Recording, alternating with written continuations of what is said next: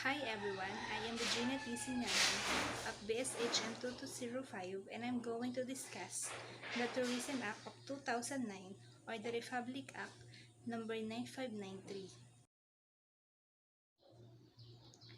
It is approved by the former President Gloria Macapagal Arroyo on May 12, 2009 and published in the Official Gazette on July 13, 2009.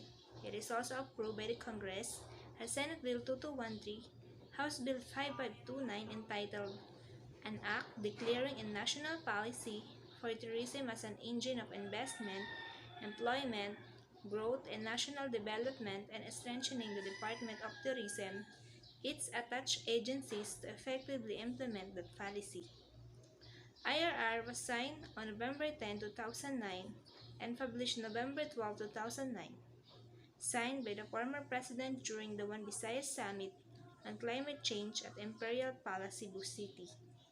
The Tourism Act of 2009 made the state declares that tourism is an indispensable element of the national economy and industry of national interest and important which must be harnessed as an engine of socio-economic growth, cultural affirmation to generate investment, foreign exchange, employment, and to continue to mold an enhanced sense of national pride for all Filipinos. Toward this end, the state shall seek to, letter A, ensure the development of Philippine tourism that is for and by the Filipino people, conserve and promote their heritage, national identity, and sense of unity. Letter B, recognize sustainable tourism development as integral to the national socio-economic development efforts to improve the quality of life of the Filipino people, providing the appropriate attention and support for the growth of this industry. Letter C. Promote a tourism industry that is ecologically sustainable, responsible, participate, culturally sensitive, economically viable, and ethically, socially equitable for local communities. Letter D.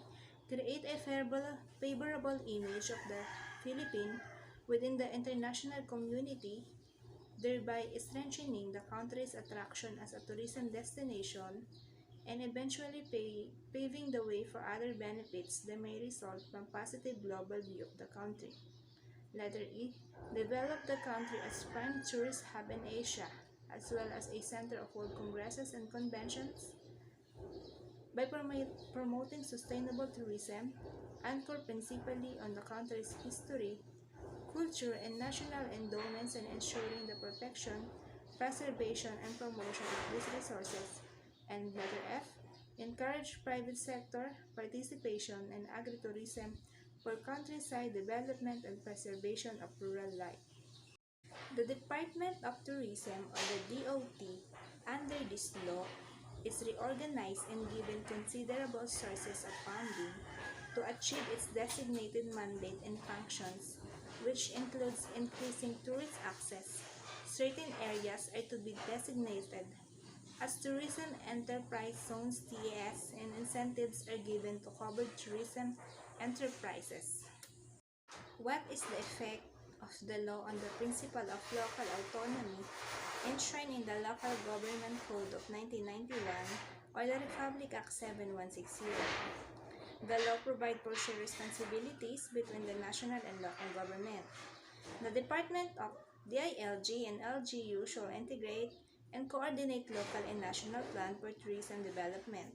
The department may provide financial and technical assistance, training, and other capacity building measures for LGUs for the preparation, implementation, and monitoring of their tourism development plans, gathering of statistical data, and enforcement of tourism laws and regulations, giving due priority to areas that have been identified as strategic in the implementation of such plans.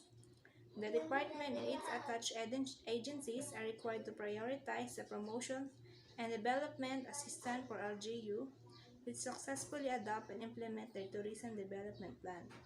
In addition, LGU are required to provide the department an inventory of all the tourism resources available for use in the formulation and updating of the National Tourism Development Plan. The LGU shall likewise report on the status of their tourism plans and programs, tourist arrivals, and tourism enterprises, among others within these jurisdictions. What are the regulatory functions and duties of the department in relation to the operation and activities of all tourism enterprises? The department shall formulate and promulgate, in consultation with the LGUs and the private sector industries and other tourism stakeholders, rules and regulations governing the operation and activities of all tourism enterprises, primary and secondary, including setting a national standard for licensing, accreditation, and classification of tourism enterprises.